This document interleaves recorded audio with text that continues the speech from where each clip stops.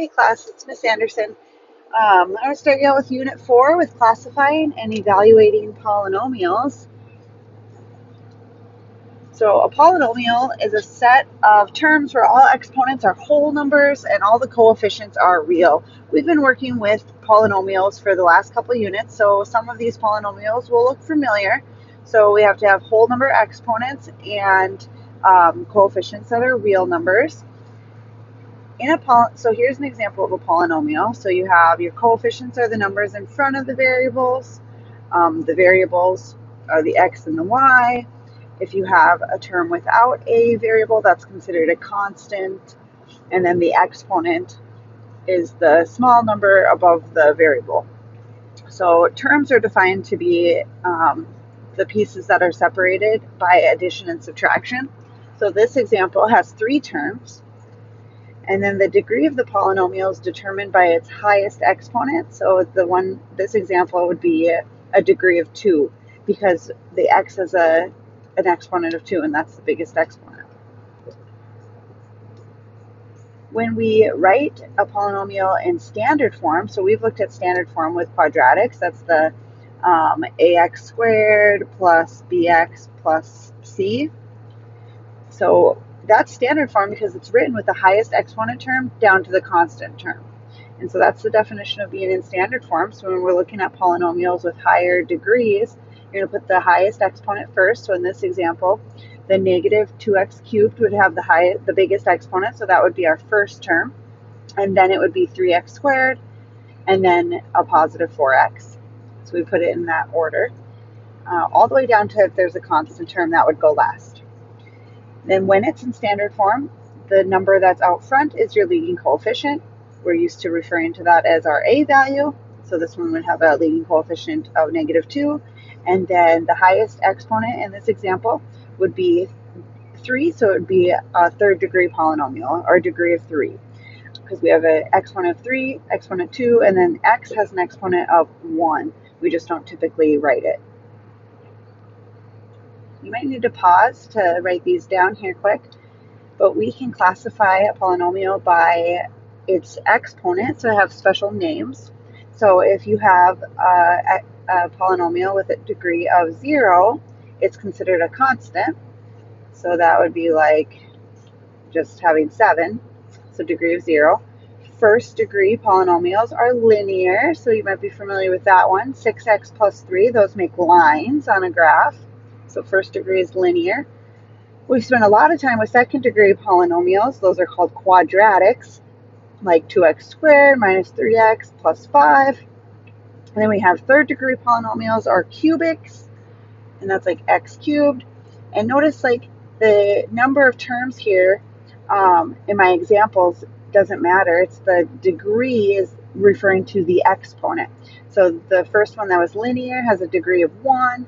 Quadratic, the highest exponent is 2, and a cubic, the highest exponent is 3. And then fourth degree is considered quartic, highest exponent is 4. And then anything higher than quartic is just considered a nth degree polynomial. For example, if your highest exponent is 5, then you would call it a 5th degree polynomial. If your highest exponent is 12, then you'd call it a 12th degree polynomial. And then, it doesn't matter the number of terms for name by degree. If you want to name it by number of terms, it's going to be something nomial.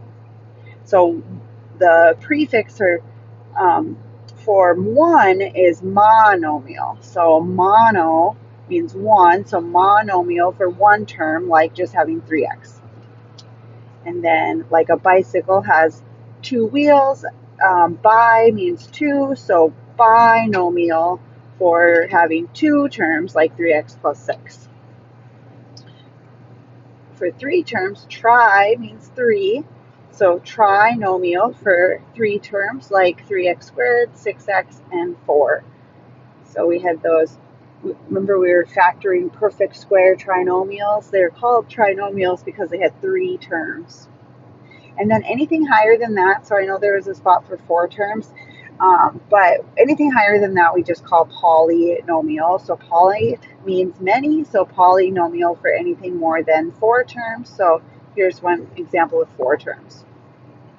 Remember, the terms are separated by the addition or subtraction. So now we're going to look at a few, and we're going to decide if the function is a polynomial function, and if it is, we're going to write it in standard form, give its degree, name by number of terms, and state the leading coefficient. So I've already written the first one here is not a polynomial, because remember when I first defined polynomial, we said it had to have whole number exponents. So whole number exponents are from like 0 to the counting number starting at 0, 0, 1, 2, 3, 4, 5. So you can't have any negatives. Negative numbers are considered integers. So no negatives, and then no fractions, decimals, no no variables in the exponent, etc. So it has to be a whole number. So this one's not a polynomial because of the -2 exponent. B is a polynomial. I have exponents of 3 and 4, which are both whole numbers, and then -0.8, 1, and -5 are all real numbers. And so in standard form, this would be the x to the fourth term would come first, and it's positive. So I'm going to put positive x to the fourth, and then it's negative 0.8 x cubed would come next, and then -5 would come last. Sorry, I'm in the car, so it's hard to write. It might be a little bit sloppy. So then my highest exponent would be 4. So this one would be called a quartic.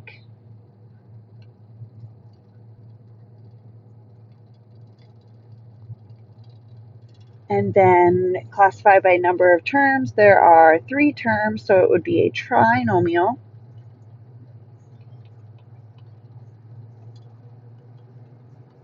And then the leading coefficient is the number in front when it is in standard form. So this would be our 1, and that'd be our a value. So we'd have 1x to the fourth. And so we'd use the a value as the term that comes in front of the term with the highest exponent. So to decide if this is a polynomial, I'm checking exponents. So I have an exponent of 1, 4, 2, and this one has an exponent of 0. X to the 0 equals 1, so the constant term.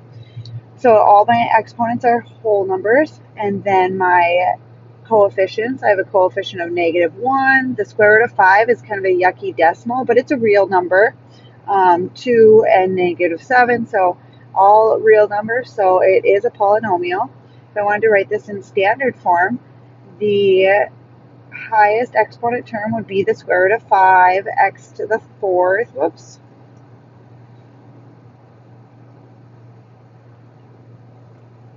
and then plus 2x squared minus x minus 7. And a lot of times when you have a square root as a coefficient, a textbook or a problem will write that square root behind the term, just to make sure it's clear that only the 5 is under the radical and not both the 5 and the x to the fourth. Like if it was accidentally drawn too far, then it would be unclear. So a lot of times you'll see it like this. So either way here, this is my highest term exponent, and so the square root of 5 is my leading coefficient. And then this one has 4 terms, 1, 2, 3, 4. So it would be a polynomial. And degree of 4 is quartic. And degree is 4. So they were both quartic, but trinomial, one was a polynomial. Okay, so how do we evaluate a function again? So if f of x is equal to this, and I want to evaluate it when x equals -1, I'm looking for the function evaluated for -1, which means plug in -1 for x. So we're going to do -5 would be -1 to the fourth minus 2 times -1 to the third minus 7 times -1 squared plus 2 times -1 minus 3. Then make sure you do your exponents first when evaluating. So it'd be -1 to the fourth would just be 1. Oh my goodness, it's getting bumpy. -1 cubed is -1. -1 squared is 1. And then no more exponents. Then go back and multiply, so negative 5, negative 2, negative 1 will be positive 2, negative 7, negative 2, negative 3. Add and subtract from left to right. Negative 3 minus 7 is negative 10, minus 2 is negative 12, minus 3 is negative 15. Quite the process for evaluating that. So f of negative 1, so the function evaluated at negative 1 would equal negative 15. Or we'd have the point negative 1, negative 15 is part of this function. Or when x equals negative 1, y equals negative 15. So evaluating polynomials, especially when they are a polynomial with many terms and a high degree, becomes very tedious. Now I picked an x that was equal to negative 1, so it was quite easy to find these values quickly, but if I would have plugged in like 15, I don't know what 15 to the 4th power is off the top of my head, so evaluating a polynomial like this is quite time consuming, without a calculator of course. So then we've come up with synthetic substitution, which is another way to evaluate polynomial, and it's really cool.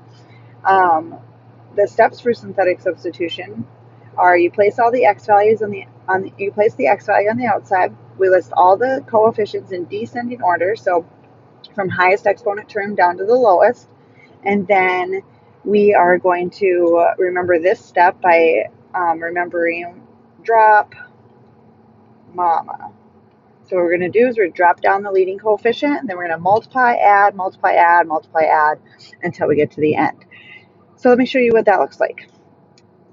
So we got synthetic substitution here.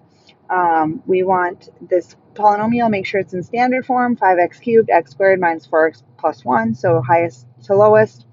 And I want to evaluate when x equals 4. So I'm looking for the value of the function at 4. So I put 4 right here on the outside, and I list my coefficients in order. So 5, 1, negative 4, 1. And then I drop down the first one, and then I'm doing drop mama. So drop it down, then we multiply. So we multiply the 4 times the 5, and we're going to put the product there. 4 times 5 is 20. And then we are going to add this way. 1 plus 20 is 21. And then we're going to multiply again. So 4 times 21 is going to be 84. And then we're going to add. Negative 4 plus 84 is 80. Then we're going to multiply one more time. 4 times 80. We'll put that right here. 320. And then we're going to add. 1 plus 320 is 321. And then this is our answer. So the function evaluated at 4 is 321. So drop mama. So we line it up, we drop down the leading coefficient, then we multiply and we put the product here, then we add, then we multiply the 4 again, and then we put that there, and then we add, then we multiply the 4 again, put that there, add. So multiply, add, multiply, add, multiply, add. So, and then that's the same thing as if we were to put 5 times 4 cubed plus 4 squared minus 4 times 4 plus 1. So it's just another way of evaluating a polynomial, and it really comes in handy. And then we're going to use it later too to do some polynomial division. But synthetic substitution, plugging it in, let's do it again. So first we have to make sure that we're in standard form. So we have f of x equals negative 3x cubed would be my highest exponent term. Then I would have the positive x squared would be my next highest. And then notice I don't have any x terms, so I have to add that in. I'm going to add in a 0 in that x spot, and then I'm going to have a plus 6. Because it will not work correctly if you do not have like a placeholder for every spot from highest exponent term all the way to the constant term. So we do have to add in a 0 for any of the spots that we may be missing. And then we're evaluating at negative 2. So I'm going to put negative 2 on the outside, and then I'm going to list my coefficients in order. So negative 3, there's a 1x squared there, so 1. Then there's 0 x's, and then a positive 6. And then now it's time to do drop mama. So drop it down, And then MA, the mama part, stands for a multiply, add, multiply, add. So we're going to multiply by the -2. So we drop down this -3, and we're going to do -2 times -3 is going to be +6. And then we're going to add 1 plus 6 is 7. Then we start it over, multiply by -2. -2 times 7 is -14. Then we're going to add 0 plus -14 is -14. Multiply again, -2 times -14 is 28. And 28 plus 6 is 34. So the function evaluated at -2 equals 34. Okay, that's it for the first lesson.